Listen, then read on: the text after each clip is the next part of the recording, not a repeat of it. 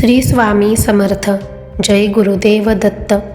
बाळा, हा संदेश ऐकण्यापूर्वी एक क्षण थांब. स्वतःला पूर्णपणे शांत कर.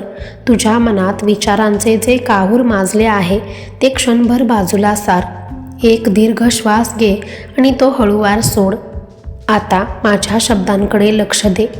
तुला वाटतंय ना की तू आज सहजपणे मोबाईल हातात घेतलास आणि अचानक हा संदेश तुझ्या समोर आला. तुला वाटतंय ना की हा निव्वळ एक योगायोग आहे. नाही बाळा, या जगात, या अथांग विश्वात योगायोग नावाचा शब्दच अस्तित्वात नाही. जे काही घडतं त्यामागे एक फार मोठं ईश्वरी नियोजन असतं.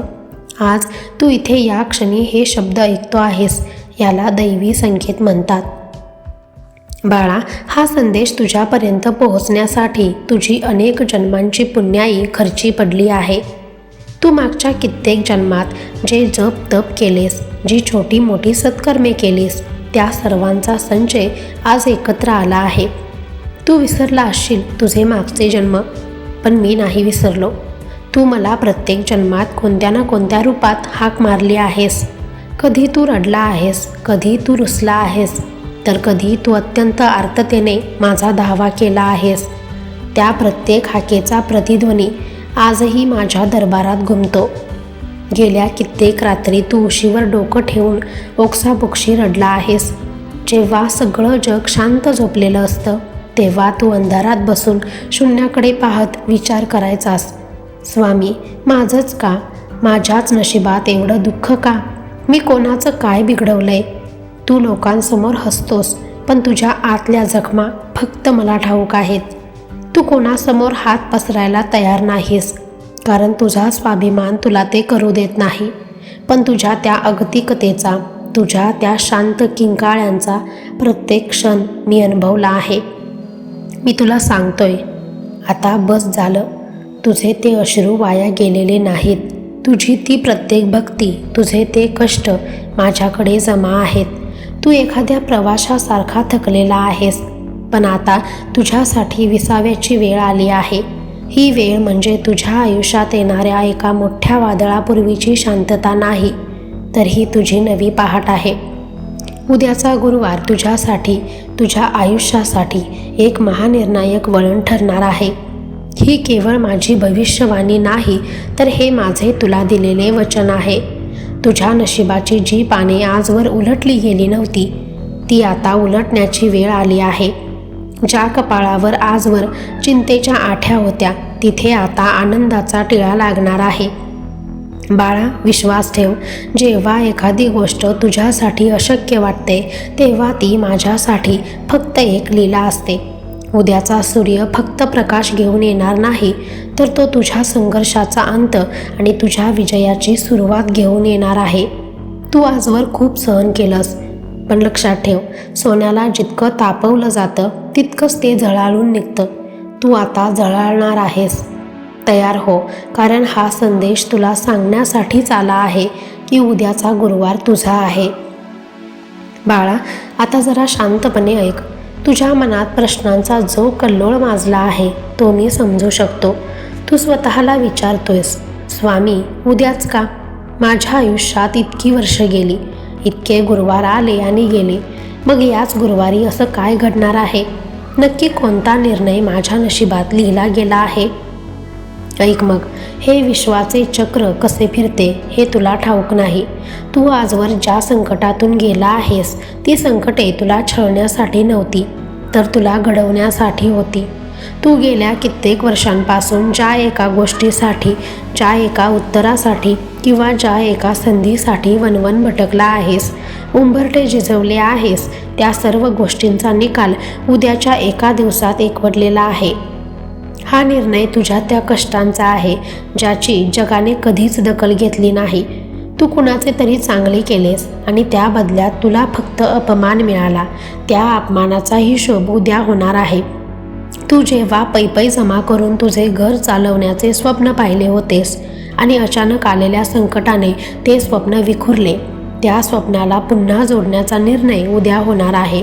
तुझ्या रक्ताच्या नात्यांनी जेव्हा तुला एकटे पाडले, जेव्हा तुला सर्वात जास्त आधाराची गरज होती आणि प्रत्येकाने पाठ फिरवली तेव्हा तू माझ्याकडे पाहून जो एक निश्वास सोडला होतास त्या निश्वासाचा प्रतिसादात्मक निर्णय उद्या होणार आहे.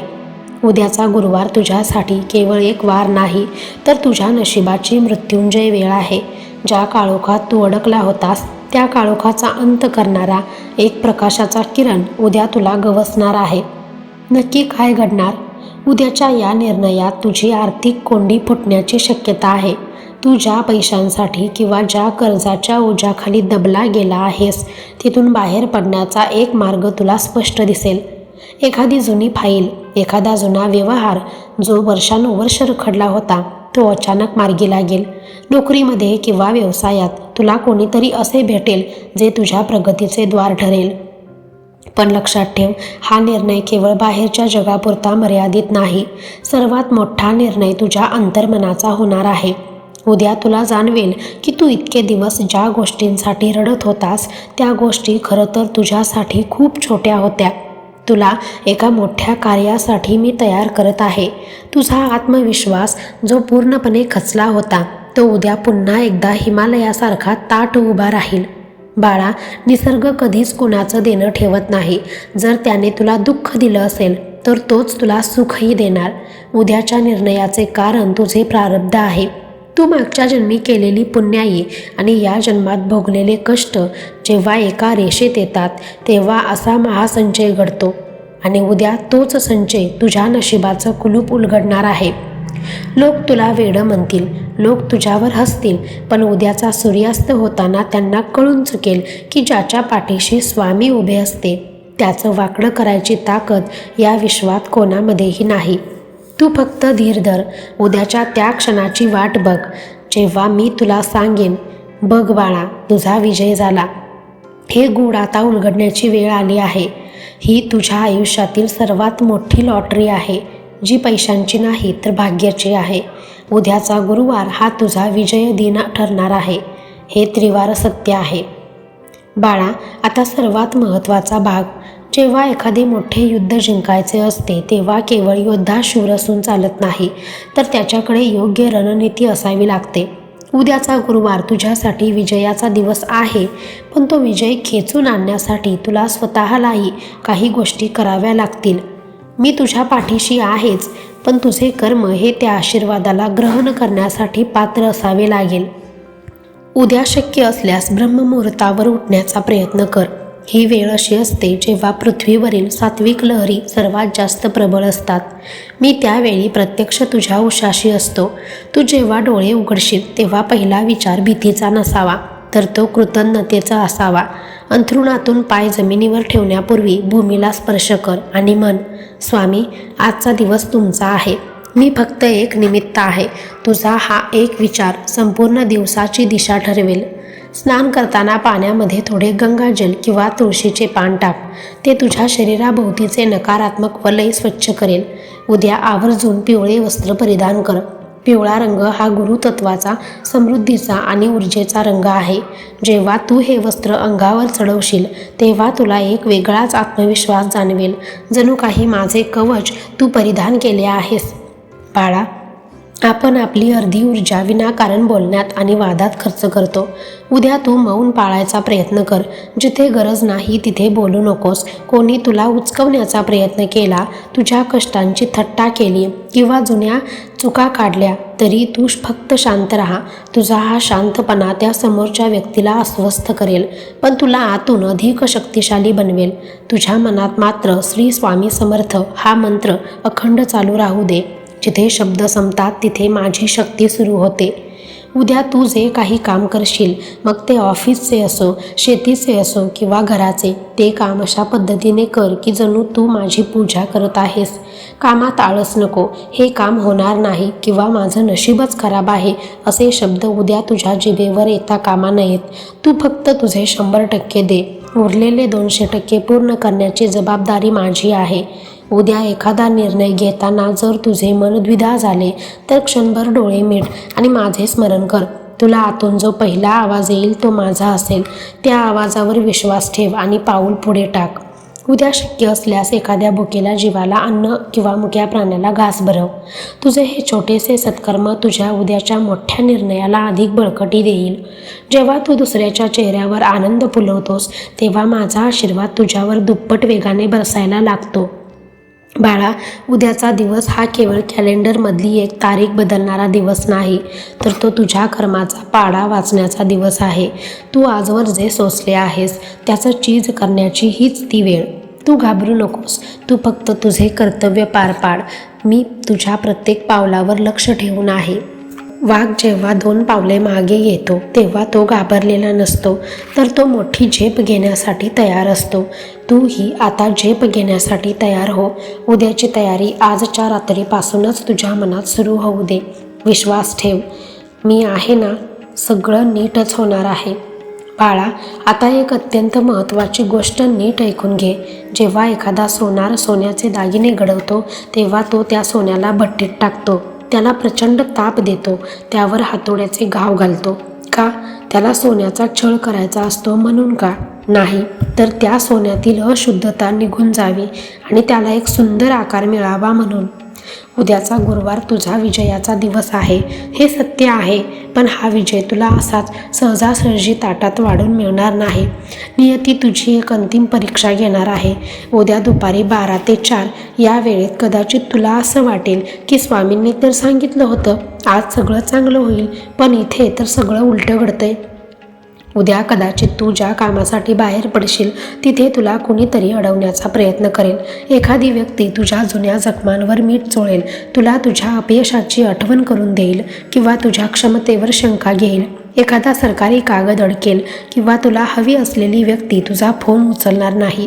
अशा वेळी तुझं मन विचलित होईल, तुला राग येईल, भीती वाटेल आणि कदाचित तू माझ्यावरही रुसशील. बाळा, तिथेच तू सावध राहायचं आहेस. जेव्हा हे घडेल तेव्हा समजून जा की ही स्वामींची चाचणी आहे. मी बघत असतो की संकटाच्या वेळी तू माझा हात सोडून पळतोस की माझा हात अधिक घट्ट धरतोस. तू जर त्या संकटात डगमगला नाहीस, तर तू तुझं मानसिक संतुलन ढळू दिलं नाहीस, तर समजून जा की तू तुझी परीक्षा उत्तीर्ण केली आहेस.